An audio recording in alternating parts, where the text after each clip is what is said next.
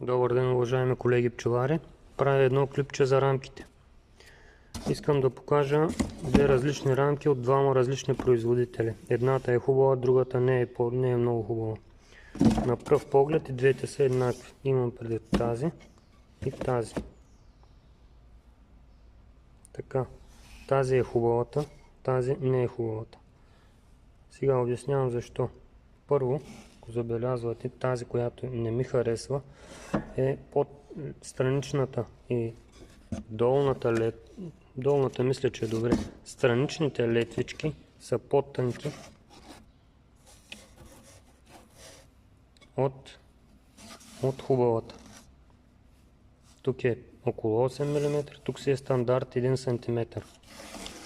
Ето вижте разминаването. Виждате ли? Ето.